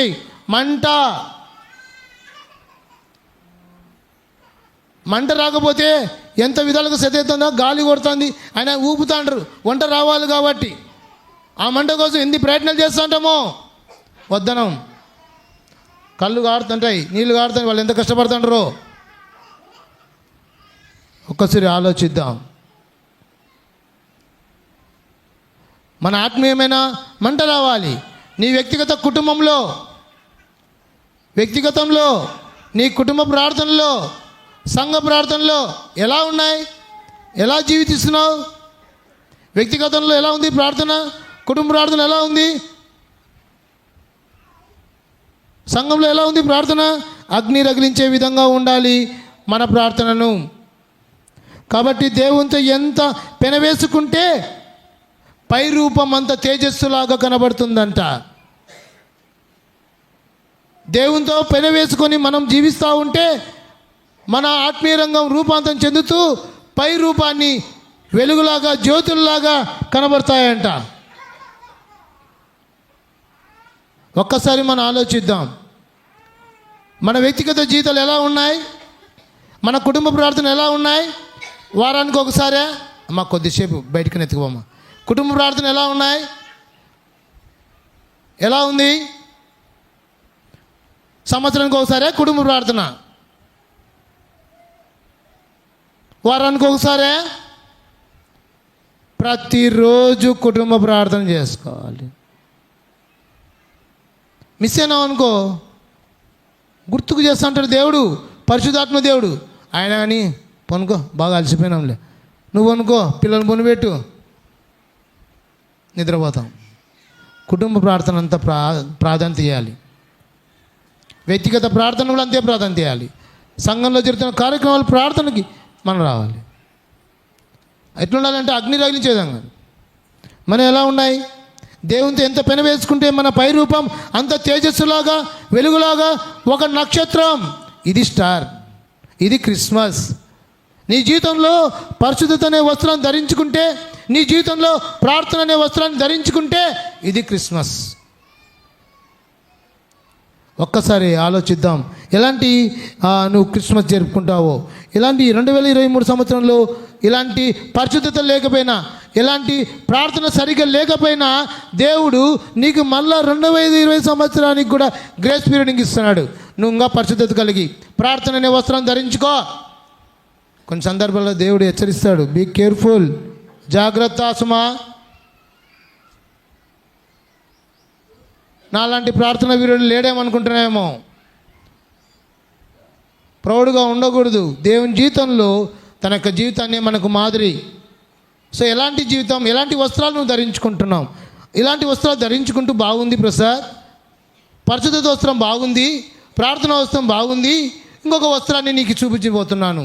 ఏ వస్త్రం తెలుసా? ఏమా వస్త్రము? ప్రేమ అనే వస్త్రాన్ని నువ్వు ధరించుకో. ప్రేమ దోమలాగా మారకూడదు. ఈ లోక ప్రేమ అంతే, నటిస్తాయి. యూత్, అట్రాక్షన్, ఆవేశం, ఉద్రేకం, ఏదో చేయాలని పోతాం, ఏది సాధించలేకపోతాం. దేవుని ప్రేమను మనం రుచి చూడాలి. సో అలాంటి ప్రేమను నువ్వు కలిగి నేను జీవించాలి. ఎలాంటి ప్రేమ? 1 కొరింథీ 13వ వచనం చూడండి. నీకు నాకు తెలుసు కాగా విశ్వాసము, నిరీక్షణ, ప్రేమ, ఈ 3 నిలుస్తాయి. కానీ వీటిలో శ్రేష్టమైనది ప్రేమ. వీటిలో శ్రేష్టమైనది ఏంది? మందంతా డూప్లికేట్ ప్రేమ, దొంగ ప్రేమలు మంది, నటించే ప్రేమలు మంది అంతా. వీటిలో శ్రేష్టమైనది ఏంటంట? ప్రేమ. యేసు ప్రభు వారు ఒకటే ప్రేమ చూపించాడు. ఎక్కడే అని, ఓ లూకా నువ్వు డాక్టర్ కదా అని, అక్క నిద్రపోతుంది, లూకా డాక్టర్ కదా అని ఒక ప్రేమ చూపించలే. సమరయ స్త్రీ, వ్యభిచారమైన స్త్రీ ఒకటే ప్రేమే, లూకా డాక్టర్. యోబు రిచ్ మ్యాన్, ఈజిప్ట్ దేశానికి ప్రధానమంత్రి యోసేపు ఒకటే ప్రేమే. గుడ్డోళ్ళ దగ్గర కూడా ఒకటే ప్రేమే. మనమా అన్నోళ్ళు బాగుండరా అన్న వందనాలు, వాళ్ళకి మాత్రమే వందనాలు, ఎందుకంటే లగ్జరీకి బాగుంటాడు కాబట్టి. ఏ రోజు వందనాలులే. దొంగ ప్రేమలు ఎందుకు? నటించే ప్రేమలు ఎందుకు? నటించొద్దండి. నటిస్తే దేవునికి చాలా విరుద్ధం. దొంగ ప్రేమలు వద్దు. ప్రేమించే వారిని ప్రేమిస్తే నీకేం లాభము? బైబిల్ ఉంది. నేను చెప్పేది కాదు స్టేట్మెంట్స్ అన్నీ. ప్రేమ ఎలా ఉంది? దొంగ ప్రేమలు కలిగి చూస్తున్నామా? ఎవరు నచ్చితే వాళ్ళతోనే మాట్లాడతాం. అది కాదు ప్రేమ. నచ్చినా నచ్చకపోయినా అందరితోనే యేసు లాంటి మళ్ళా పాట పాడతాం, మారనిది మరువనిది. ఎందుకండి? ఎందుకు పాటలు? ఏడుపు వస్తుంది. మారింది మరువంది, ఈడింది ఎడబోయినది. ఎవరిది అది ప్రేమ తెలుసా? ప్రసాద్ కాదు, అది డూప్లికేట్ ప్రేమ, అది ఒరిజినల్. యేసుక్రీస్తు ప్రేమ లాంటిదండి.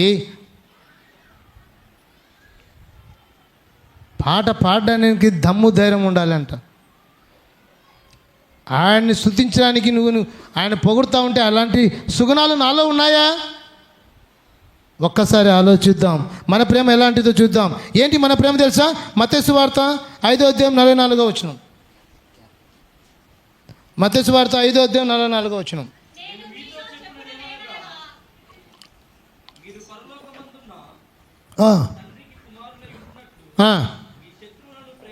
ఎవరిని ప్రేమించాలంట? శత్రువులను. అమ్మ కష్టమే. నో, శత్రువుని ప్రేమించాలంటే కష్టం. ఒక్క మాట అంటే నీకు శత్రువులను ప్రేమించాలంట. మేమేమైనా యేసు ప్రభువులమా? మేమేమైనా ప్రార్థన పరులమా? మేమేమైనా పరిశుద్ధత కలిగి జీవించే వాళ్ళమా? అందుకే ఆ ప్రేమ అనే వస్త్రాన్ని నేను ఇస్తా. నువ్వు ధరించుకో ప్రేమను ధరించుకో. శత్రువులను ప్రేమించాను. నాకు బద్ధ శత్రువు రగులుతుంది మగలు పగ అన్నట్టు పగ పడతాం మీద.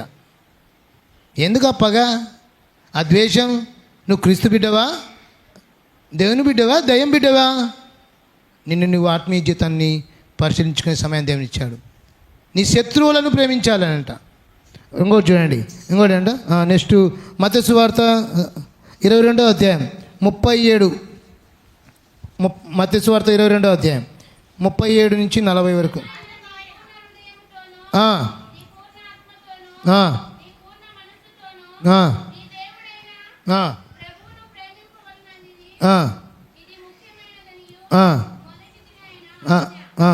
నిన్ను వలె నీ పొరుగు వారిని ప్రేమించాలి. నీ పొరుగు వారిని ఏం చేయాలి? ప్రేమించాలి. ఈ పొక్కలు సరిపోదు, ఆ పొక్కలు సరిపోదు, మధ్యలో మనమే ఉంటాం. అటు ఇటు కాకున్నది ఇదే మన బతుకులు. వాళ్ళని ప్రేమించాలి, వీళ్ళని ప్రేమించాలి. నీ పక్కన వాళ్ళని ప్రేమించు. అక్క మీరు చెప్పుకోండి, అక్క నేను ప్రేమిస్తున్నాను చెప్పండి. అన్న మీరు చెప్పండి, పక్కన వాళ్ళు చెప్పండి, నేను ప్రేమిస్తున్నానని చెప్పండి. చెప్పలేం. ఐ లవ్ యూ అనండి, ఐ హేట్ యూ అంటారేమో. అర్థమే? నేనేమంటున్నా తెలుసా? మనల్ని మనం ప్రేమించుకోలేకపోతున్నాం. మనకే భద్ర శత్రువులము. నేను అవిశ్వాసుల గురించి మాట్లాడలేదండి.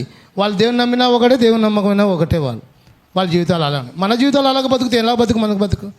అందుకే దొంగ ప్రేమలు, దొంగ భక్తులు వదులుకొని అసలు శిశులైన భక్తులేకి ప్రేమ అనే వస్త్రంలోకి రావాలని దేవుడు ఇష్టపడుతున్నాడు.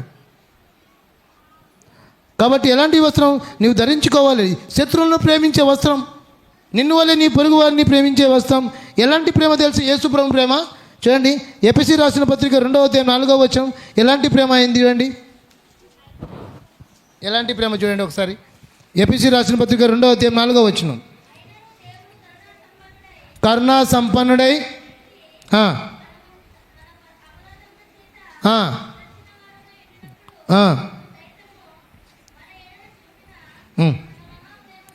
మహాప్రేమ చేత ఆయనది అసలుకు ఇన్ఫినిటీ, అనంతం, గొప్ప ప్రేమ అయింది, వర్ణించలేం.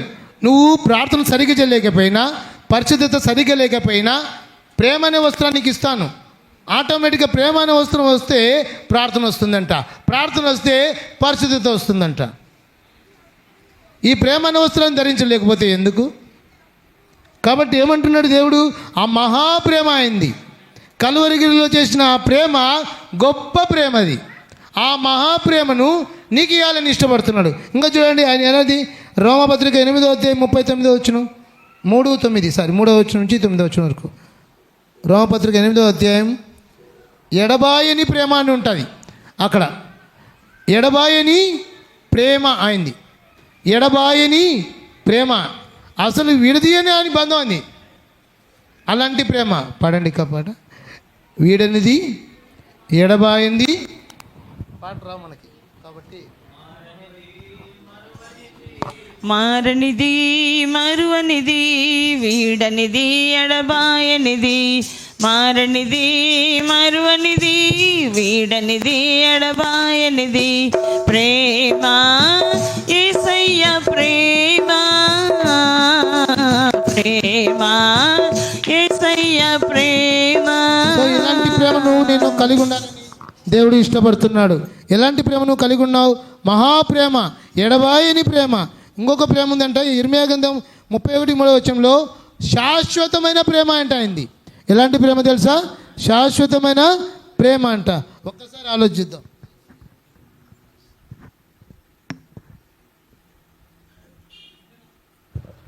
శాశ్వతమైన ప్రేమతో ప్రేమించాలి. ఇలాంటి ప్రేమను కలిగి ఉండాలి. 1 యోహాను 4:10 చదవండి. ఇది చదువుదాం. 1 యోహాను 4:10. దేవుడు మనల్ని ప్రేమించేది కాదు, ఆయనే మనల్ని ప్రేమించాడు.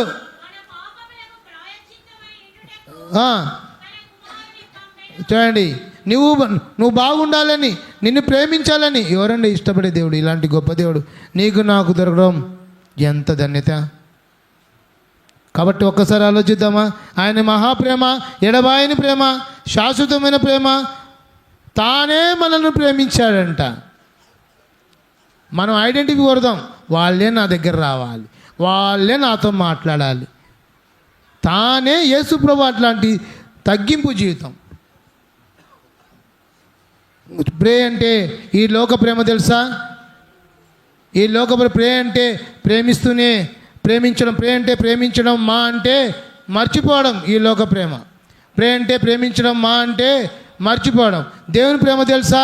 ప్రే అంటే ప్రేమిస్తూనే ఉంటాడు, మా అంటే మరవని దేవుడు.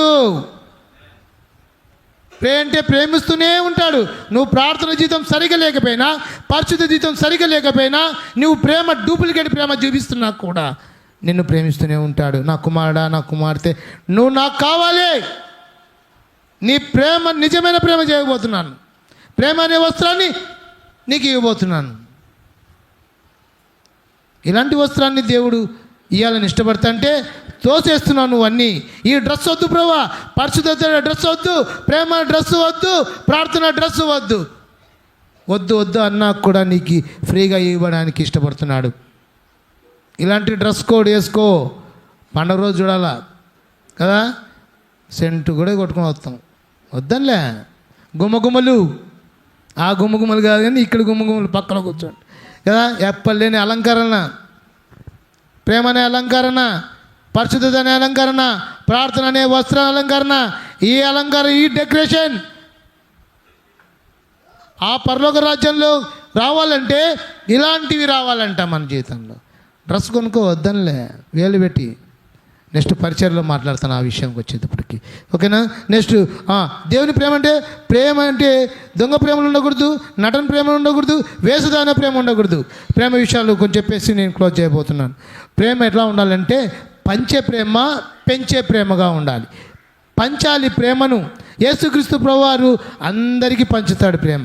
ప్రేమ స్వరూపి దేవుడు, ప్రేమ స్వరూపి అందరికీ పంచేశాడు. నాకు అందరు కావాలి, ఏ భేదం లేదు కదా.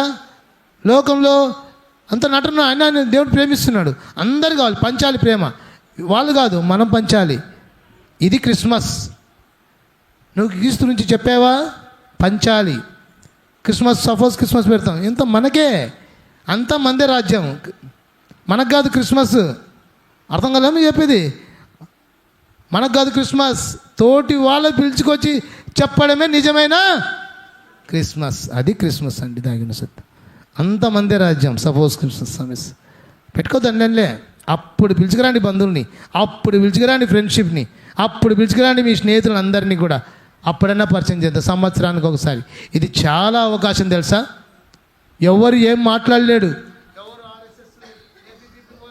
ఏమి చేయలేరు. ఎందుకంటే క్రిస్మస్ సీజన్. కాబట్టి మనకు అవకాశం దొరికిన వల్ల పంచాలి. పెంచే ప్రేమ ఉండాలి. అభివృద్ధిలో ప్రేమలో పెంచాలి, ఫిజికల్లో కాదు. ఫిజికల్లో పెంచాలి, ఆత్మీయంగా పెంచుకుంటూ వెళ్ళాలి. వాళ్ళని అభివృద్ధి కావాలి. అన్న, తమ్ముడు, అక్క, అన్న, మన ప్రేమలో ఎదగాలి, పరిశుద్ధతలో ఎదగాలి, ప్రార్థనలో పెంచాలి. ఇలాంటివి పెంచుకోకుండా ఆ అక్క అట్లా నిందే అయితే నువ్వు రగులు దీంట్లో పెంచుతుంటాం మనం. ఆయన అట్లా అన్నాడా అయితే మాట్లాడద్దు నువ్వు. ఆ అక్క ఎట్లా నిందే, ఇవి కాదండి. ఇవన్నీ వాళ్ళకి మనకు తేడా ఏంది బతుకు? ఎన్నిసార్లు చెప్పినా మనం మారలేకపోతే, మార్పు రాకపోతే ఎందుకు ఈ జీవితం? ఎన్నాళ్ళు బతుకుతామో తెలియదు. నీటి బుడుగు లాంటి జీవితం కదా, పొట్టు లాంటి జీవితం. ఇలాంటి జీవితాన్ని నీకు నాకు దేవుడు ప్రేమగానే వస్త్రాన్ని ధరించాలని ఇష్టపడుతున్నాడు. చివరిగా పరిచర్య అనే వస్త్రాన్ని చూద్దాం. పరిపూర్ణ అనే వస్త్రాన్ని చెప్పను కానీ పరిచర్య అనే వస్త్రాన్నే చూద్దాం. పరిచర్య, పరిచర్య, పరిచర్య, పరిచర్య. పరిచర్య అంటే తెలుసా? సంరక్షణ లేకపోతే సహాయము అంట. పరిచర్య అంటే సంరక్షణ లేకపోతే సహాయము. పరిచర్య అంటే నీకు దేవుడు ఏం చెప్తే అది చేయొచ్చు. పరిచర్య చైర్లో కూర్చుంటాం, చైర్ ఆడే ఉంటుంది, ప్రార్థన అయిపోయింటుంది. చైర్ ఏం చేయాలి? నువ్వు కూర్చున్నావు, అన్నీ ఒకదాంతో ఒకటి పరిచయాలి. ఇది పరిచర్య. నువ్వు చైర్లో కూర్చొని మీ ఇంట్లో అట్లే పోతావా? మీ ఇంట్లో సెంటర్లో వేసుకొని చైర్లో కూర్చొని అట్లా చైర్ ఆడే పెడతావా? నేను ఎందుకు చెప్తున్నానంటే మనం కూర్చున్న చైర్ని మనం అవతల చైర్లోకి పెట్టలేకపోతున్నాం. కారణం తెలుసా? సరైన ప్రేమ లేక. కారణం ఏం తెలుసా? సరైన ప్రార్థన లేక. కారణం తెలుసా? సరైన పరిశుద్ధత లేక. కాబట్టి పరిచర్య అనేది సంరక్షణ, సహాయము అనేది క్రైస్తవ పరిచర్య అనేది ఇతరులకు సేవ చేయడం. ఇతరులకు ఏం చేయాలి? సేవ చేయాలి. మనకు సేవ చేయడం మంచిది. యేసు ప్రభువే సేవ చేశాడు. నువ్వు చేయలేవా? యేసు ప్రభు ఎందుకు గొప్పవానే? నువ్వు గొప్పని అనుకుంటే నేను ఆడబెట్టాలో ఆడే పెడతాడు దేవుడు. ఎక్కడ స్టేజ్లలో ఆ స్టేజ్లోనే దాస్తాడు. ఆయన పక్షపాతం చూపించగల దేవుడు కాదు. కాబట్టి ఎలాంటి పరిచర్య నువ్వు కలిగి ఉన్నావు? యేసుక్రీస్తు సందేశాన్ని వ్యాప్తి చేయాలి. స్ప్రెడ్. సెంటు కొట్టుకుంటే ఏడగొన్నావు, బలంది యొక్క సెంటు ఏడగొన్నావు, పలానా పలానా. స్ప్రెడ్. మనం వెళ్ళి ఆ షాప్లో కొని మనం కొడతాం, మళ్ళీ వాళ్ళకి వేరే వాళ్ళకి. యేసుక్రీస్తు యొక్క సందేశాన్ని చెప్పాం ఇరుగు పొరుగు వారికి. ఇరుగు పొరుగు వారికి ఏం చెప్పాలి? క్రిస్మస్ గురించి చెప్పాలి. ఇరుగు పొరుగు వారికి ఏం చెప్పాలి? సహాయం చేయాలి. ఏం చేయాలి? ఆ సహాయం చేయండి. దేవుని అధికారుల కింద పనిచేయవలసిన బాధ్యత మనది. పరిచర్యలో పూర్తి కాలం సేవ చేయడానికి అంకితం కావాలి. నువ్వు కలెక్టర్ అయినా అనుకో, నువ్వు గవర్నమెంట్ టీచర్ అయినా అనుకో, నువ్వు ఏ ఆఫీసర్ అయినా కూడా దేవుని సంఘంలో ఒక పరిచారకుడివి. నువ్వు పరిచర్య చేసేవానివి. ఇన్షర్ట్ వేసుకొని, షూ వేసుకొని, బెల్ట్ వేసుకొని, టిప్పు టాపులో వచ్చి కూర్చున్నా కూడా, నువ్వు ఎంఆర్ఓ ఆఫీసర్ అయినా కూడా దేవుని సంఘంలోకి వస్తే పరిచయం చేయాల్సిందే. మేము ఒక క్యాంపు పెట్టినాము. క్యాంపు పెడితే అప్పటికి ఆయన ఇంగ్లీష్ లెక్చరర్. ఆయన లాస్ట్ రోజు వచ్చాడు, నేను ఉన్నాను. ఆయన ఇన్షర్ట్ చేసి టిప్పు టాప్లో రెడీ అయినాడు. ఈయన నాకు బాగా క్లోజ్ కదా అని అనుకున్నాను. షర్ట్ ఇప్పేసాడు. ఇప్పేసి వంట సామాగ్రి అన్నీ అయిపోయింటే పిల్లలు తినిపోయింటే కడుగుతున్నాడు ఆయన. ఇప్పుడు ఇంటర్మీడియట్ బోర్డు, ఈ తాడుపత్రి జూనియర్ కాలేజీలో ఇంగ్లీష్ లెక్చర్గా పనిచేసినాడు. ఇప్పుడు ఇంటర్మీడియట్ బోర్డులో ఉన్నాడు, రిటైర్డ్ అయిపోయినాడు. ఏందన్నా నువ్వు? ఏంది ప్రసాద్? యేసుప్రభువే చేశాడు, నేనేంది ఇది? బోకులు తమ్ముతున్నాడు, పెద్ద పెద్ద అండాలు. మా తాడపత్రి ఇయ్యు అన్నా లేనా నమస్కారం స్వామి అని లేపి అందరూ మా వాళ్ళంతా కూర్చున్నారు. పెద్దోళ్ళు కదిలితే కదా పిల్లలు కదిలేది. చెప్పడం కన్నా చేయడం మిన్న. మన వంతు మనం సాయం చేద్దాం. కాబట్టి పరిచర్యలో మనం దాగిన సేవ చేయడానికి అంకితం చేసుకోవాలి. నాట్ ఓన్లీ పాస్టర్ అమ్మ, పాస్టర్ అయ్యా వాళ్ళే అంకితం కాదు, మన జీవితాలు కూడా అంకితం కావాలి. సంఘంలోకి వచ్చినామంటే ఏదో ఒక చేయాలి. సంఘము శాస్త్రమనే బాధ్యత, పాస్టర్ అనే బాధ్యత నీకు లేదా? రెస్పాన్సిబిలిటీ నీకు లేదా? బాధ్యత? మీ ఇంట్లో ఏదైనా జరిగిందనుకో ఎంత రెస్పాన్సిబిలిటీ తీసుకుంటావు? దానికంటే శ్రేష్టమైనది సంఘం. అంత బాధ్యత తీసుకోవాలి సంఘంలో పరిచయం. కనీసం ప్రార్థన చేద్దాం, కనీసం ప్రేమిద్దాం, కనీసం పంచుదాం. నువ్వు సహకరించలేకపోయినా సహకరించే విధానమైనా సహకరించాలి కదా. అటు లేదు ఇటు లేదు. బోగొచ్చినారు మా ఇంటికి ప్రార్థనకి, ప్రతి నెల వస్తూనే అంటారు వీళ్ళు. మనసులోని మాటలు. ఏమి పరిచర్య నువ్వు అంకితం చేసుకోలేవా? సమయానికి రారు, 9:30 10కి వస్తారు గుసగుసలు. ఎందుకు? నీ ఆత్మీయ జీవితం సరిగా లేదు. సిస్టమేటిక్గా టైం పాటించాలని మనం ఆలోచించాలి, సంఘం కూడా. కాబట్టి మన ఆత్మీయ జీవితాన్ని మనం సరైన రీతిలో పెంచుకోవాలంటే పరిచర్యకు అంకితం చేసుకోవాలి, ప్రార్థనకు అంకితం చేసుకోవాలి, ప్రేమకు అంకితం చేసుకోవాలి, పరిశుద్ధత అనే వస్త్రానికి, డ్రెస్ కోడ్కి నువ్వు అంకితం చేసుకోవాలని దేవుడు ఇష్టపడుతున్నాడు. యజమానుడిగా వేరుగా ఉండి సేవ చేసేవాడు కాదు, యజమానికి దాసుడుగా ఉండి సేవ చేసేవాడే నిజమైన పరిచర్య చేసేవాడు. నువ్వు స్కూల్లో పని చేస్తావు, హెడ్ మాస్టర్ పిలుస్తాడు, రూల్స్ అండ్ రెగ్యులేషన్స్, నీ పీరియడ్ ఇది, ఈ పీరియడ్ పో, అంతే. సరే అడ్జస్ట్మెంట్ చేసుకోవచ్చు. ఆయన ఏం చెప్తే అదే. నువ్వు ఒక హెడ్ మాస్టర్కి ఎంత భయపడితే, ఒక ప్రిన్సిపాల్కే నువ్వు అంత పడితే, దేవుడు నీకు పరిచయం అప్పచెప్పాడు. నాట్ ఓన్లీ పాస్టర్కి పరిచయం అప్పచెప్పలేదు, పాస్టర్కి పరిచయం అప్పచెప్పలేదు, మనందరికీ కూడా పరిచయం అప్పచెప్పాడు. అకౌంటబుల్, లెక్క చెప్పే సమయం వచ్చింది. పరలోక రాజ్యంలో నిలబడినప్పుడు ప్రసాద్ ఏది నువ్వు ఎంతమందికి సువార్త చెప్పినావంటే, నేను చెప్పలేదు ప్రభా ఒకరికి అని అన్నాను అనుకో, ఎలా ఉంటుంది? ఎలా ఉంది నీ పరిచర్య? కాబట్టి ఆధ్యాత్మిక ఈ పరిచర్యలో ఇన్వాల్వ్ కావాలి. పరిచర్యలో ఇన్వాల్వ్ అవ్వడం వల్ల చాలా దాగి ఉన్న ఆనిముత్యాలు ఉన్నాయి. ఒకటి ఏం తెలుసా? నువ్వు అభివృద్ధి అవుతావు. సంఘంలో పరిచర్యలో ఇన్వాల్వ్ కావడం వల్ల, పార్టిసిపేట్ కావడం వల్ల, పాల్గొనడం వల్ల, వాళ్ళతో వెళ్ళడం వల్ల ఒకటి నువ్వు అభివృద్ధి అవుతావు. రెండోది దేవునితో సహవాసం ఏర్పడతావు. పరిచర్యలో సంబంధాలు ఏర్పడతాయి. వాళ్ళెవరు వీళ్ళెవరు అనే కంటే పరిచర్యలో సంబంధాలు ఏర్పడతాయి. దేవునితో సంబంధం బాగుంటుంది. ఎలా ఉంది నీ పరిచర్య? పరిచర్యలో ఎలా ఉండాలి తెలుసా? తగ్గింపు మనసత్వం. యేసుక్రీస్తు ప్రభువే శిష్యుల పాదాలని ఏం చేశాడు? డాష్. ఇవి యేసుక్రీస్తు శిష్యుల పాదాలని డాష్. మనము కాళ్ళ మీద కాలేసుకుని కూర్చున్నాం. యేసుప్రభువే కడిగినప్పుడు మనకు కడగమని చెప్పలే. ఆ పరిస్థితి వస్తే చేయాలి. ఆ పరిస్థితిలోకి తీసుకురాలేదు. ఉన్న చైర్లో కూర్చొని చైర్లో కూడా ఎత్తలేకపోతే ఎంత దీనస్థితి మంది, ఎంత దౌర్భాగ్య స్థితి. కూర్చునే బెడ్షీట్ మీద మనం ఎత్తలేకపోతున్నాం. ఇంట్లో నేను కూడా నాట్ ఓన్లీ. ఎలాంటిది మన పరిస్థితి? మళ్ళా సలహాలు ఇస్తాం, అది ఇట్లా పెట్టాలా, ఇది పెట్టాలా. ఏంది సంఘం యొక్క పరిచయం? తగ్గింపు మనస్తత్వం ఉందా? కలిసిమెలిసి పరిచయం చేయాలి. వంటోళ్ళు కలిసిమెలిసే పరిచయం చేస్తారు తెలుసా? వాళ్ళకందరికీ క్లాప్స్ కొట్టాలి. క్లాప్స్ కొడతామా? కలిసిమెలిసి పరిచయంలో వాళ్ళు తెలుసా? నువ్వు బాగా తృప్తిగా తింటున్నాడు కాదు తెలుసా? వాళ్ళకి ఎండ నిలబడి కలిసిమెలిసి పరిచర్య. అవుట్ ఆఫ్ క్వశ్చన్, మాటలు పక్కన పెట్టుకోండి. కలిసిమెలిసి పరిచర్య చేయడం చాలా చాలా చాలా ప్రాముఖ్యత. సహోదరుల ఐక్యత కలుగుట అంతా తెలుసు, కలిసిమెలిసడానికి ఇష్టపడం. కొద్దిగా బెసిగిందనుకో ఆ ఎక్కతో టుక్కులు, ఈ ఎక్కతో టుక్కులు. ఎవరితో పండు? చూడండి, ఆలోచించండి. లోక సామెతలు తీసుకొస్తే అప్పుడప్పుడు అంతాయంట. ఈ ఎక్కన మాకు అనుకూలం, రక్క రక కూర్చోక్క, ఈ ఎక్కని ప్రేమించి ఒక ఎక్క వచ్చిందా, ఇంకా ఎడమకము పెడమేకము పోయింది ఎక్క. అబ్బా 100 నాళ్ళు ఆడి ఎక్క కనవచ్చు. మారండి.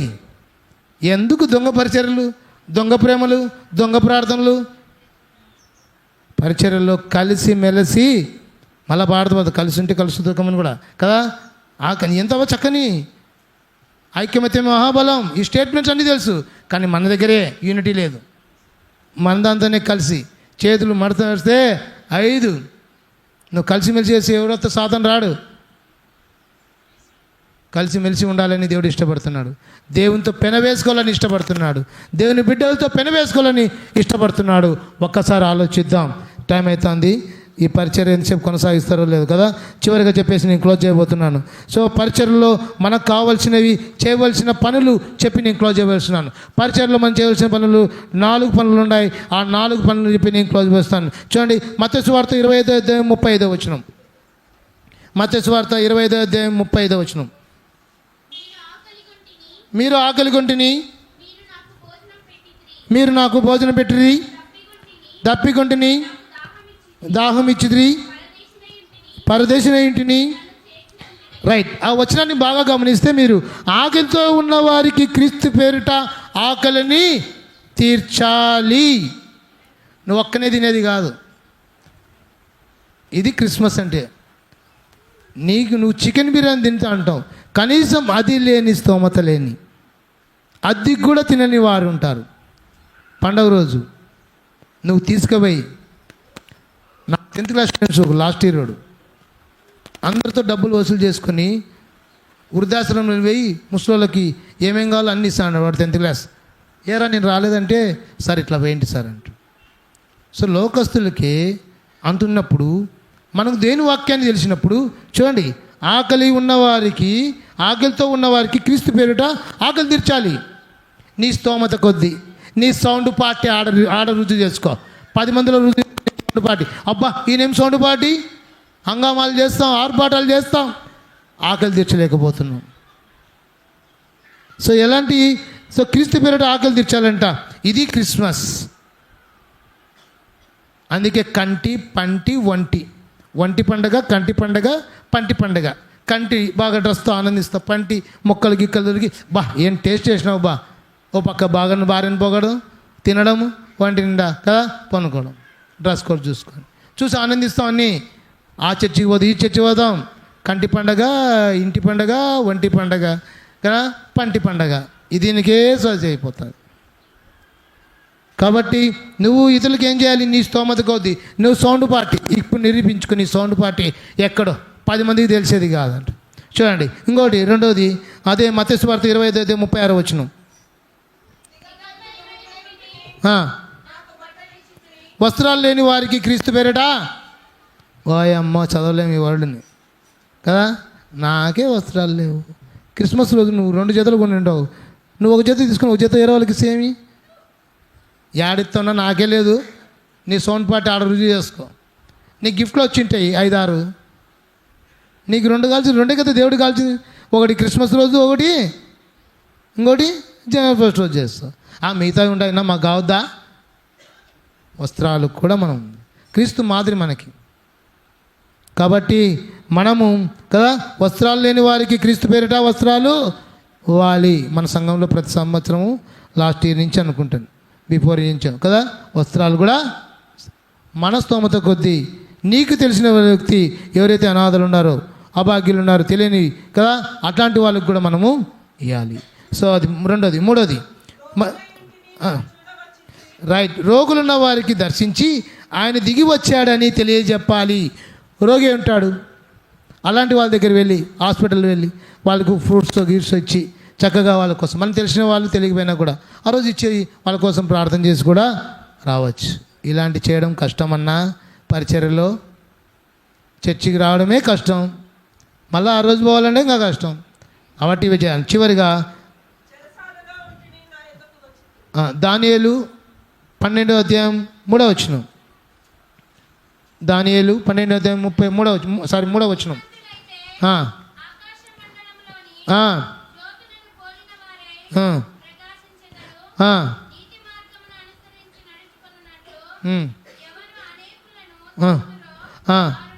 చూడండి, అనేకులు నీతి మార్గంలో నడిపించే నక్షత్రం వల్ల నువ్వు ఉండాలంట. ఈ పని చేయాలి. అది క్రిస్మస్. సంవత్సరానికి ఒకసారి క్రిస్మస్ వస్తే ఒక వ్యక్తిని ప్రభువులోకి నడిపించలేవు.